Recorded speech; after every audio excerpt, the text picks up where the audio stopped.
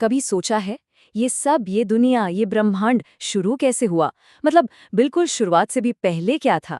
चलिए आज एक जबरदस्त सफर पर चलते हैं। हम समय की शुरुआत से लेकर सीधा साल 2025 तक का पूरा सफर तय करेंगे। और हाँ, ये सब कुछ हमारे पास जो जानकारी है उसी पर आधारित है। जरा सोचिए, क्या हो अगर एक अकेली टाइमलाइन, एक ही कहानी हमें ये बता दे कि ब्रह्मांड कैसे बना, धरती पर अलग अलग युग कैसे आए, और तो और एक ऐसे स्वर्ण युग के बारे में भी बताए जिसकी भविष्यवाणी की गई है और जो कहते हैं कि अब शुरू हो रहा है। बस यही सवाल है जो हमें एक बहुत बड़ी और दिलचस्प कहानी की तरफ ले जाता है। तो ठीक है, शुरू करते हैं। देखिए, हमारा ये सफ़र ये टाइम की शुरुआत से भी पहले शुरू होता है।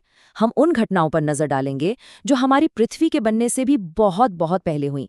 मतलब उस वक्त जब ब्रह्मांड वैसा था ही नहीं जैसा हम आज उसे जानते हैं। अच्छा, तो इस पूरी कहानी के सेंटर में है एक परम शक्ति, कबीर देव। इन्हें कबीर परमेश्वर भी कहते हैं। कहा जाता है कि जब कुछ भी नहीं था, बिल्कुल कुछ भी नहीं, तब सिर्फ वही थे। और यहीं से, बिल्कुल इसी पॉइंट से हमारी कहानी शुरू होती है। तो सवाल ये है कि ये सब बना कैसे? देखिए, इस विचारधारा के मुताबिक ये 3 मेन स्टेप्स में हुआ। पहला, सिर्फ वो एक परम शक्ति थी। फिर उन्होंने अपनी शब्द शक्ति से 3 खास लोक या कह लें दुनियाएं बनाई। और इसके बाद दूसरी बड़ी शक्तियों का जन्म हुआ, जिनमें से एक को 21 ब्रह्मांडों पर राज करने का काम सौंपा गया। अब यहाँ एक बहुत ही इंटरेस्टिंग कॉन्सेप्ट आता है। इन मान्यताओं के हिसाब से हमारी पृथ्वी पर जिंदगी शुरू होने से भी पहले 13 अलग अलग दौर गुजरे हैं। इन्हें तरंगे कहा गया है। और कमाल की बात यह है कि हर एक दौर में उसी परम शक्ति ने आकर रास्ता दिखाया और चीजों को एक नई दिशा दी। तो अब तक हम बात कर रहे थे ब्रह्मांड की। अब जरा वहां से जूम इन करते हैं और आते हैं अपने घर, हमारी पृथ्वी पर।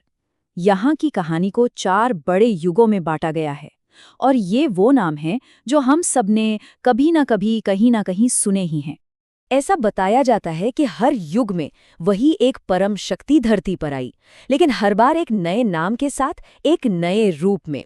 जैसे सतयुग में वो सत सुकृत कहलाए, त्रेता युग में मुनिंद्र और द्वापर युग में करुणामय। और हर बार उन्होंने आके एक बहुत ही अहम रोल प्ले किया। और अब हम आते हैं अपने युग में, कलयुग में। कहते हैं कि इस युग में वो परम शक्ति अपने मूल नाम कबीर के साथ प्रकट हुई। कबीर साहिब का जीवन, जैसा कि वर्णन मिलता है, चमत्कारों और ऐसी घटनाओं से भरा था जो साधारण नहीं थीं। सोचिए, एक कमल के फूल पर एक शिशु का मिलना, फिर एक बड़े संत को अपना गुरु बना लेना, उस जमाने के राजाओं और दूसरे बड़े बड़े गुरुओं से मिलना, और फिर आखिर में इतने रहस्यमयी तरीके से चले जाना कि पीछे सिर्फ फूल रह गए। लेकिन रुकिए, कहानी यहाँ खत्म नहीं होती। नहीं, बल्कि एक पुरानी भविष्यवाणी का जिक्र आता है जो इस पूरी की पूरी टाइमलाइन को सीधा हमारे आज के जमाने से जोड़ देती है। कहा जाता है कि कबीर साहिब ने भविष्यवाणी की थी कि एक तय समय पर उनका असली ज्ञान दुनिया के सामने फिर से आएगा। और वो समय क्या था? कलयुग के 5505 साल पूरे होने पर। ये जो नंबर है ना, 5505, ये इस पूरी कहानी में एक बहुत बड़ा टर्निंग पॉइंट है। ये टाइमलाइन हमें दिखाती है कि कैसे उस भविष्यवाणी को आज की घटनाओं से जोड़ा जाता है। मतलब संत रामपाल जी के जन्म से लेकर फिर 1997 में जब वो खास समय पूरा हुआ और उसके बाद जो भी घटनाएं हुई, हर एक कदम को उस भविष्यवाणी के सच होने की निशानी माना जाता है।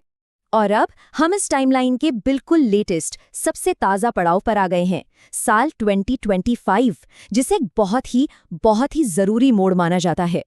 इन मान्यताओं के मुताबिक 2025 में एक बहुत बड़ा कानूनी फैसला आया।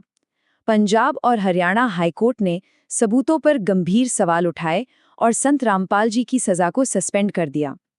इस घटना को एक निर्णायक मोड़ के तौर पर देखा गया। उनके फॉलोअर्स के लिए तो ये एक हिस्टोरिकल मोमेंट था, एक ऐतिहासिक पल। उन्होंने इसे नाम दिया सत्य की जीत। ये उनके लिए सच और इंसाफ की एक बहुत बड़ी जीत थी। तो ये स्वर्ण युग आखिर दिखता कैसा है? कहा जाता है कि ये सिर्फ कोई ख्याली बात नहीं है, बल्कि असल में सामाजिक सुधारों के जरिए इसे जमीन पर लाया जा रहा है। जैसे कि दहेज मुक्त शादियों को बढ़ावा देना, नशे के खिलाफ अभियान चलाना और भी बहुत कुछ। तो इस पूरे सफर के बाद एक सवाल तो मन में आता ही है। सृष्टि की शुरुआत से लेकर आने वाले कल तक की इतनी बड़ी टाइमलाइन को समझना, क्या ये हमारे आज को देखने का नजरिया बदलता है?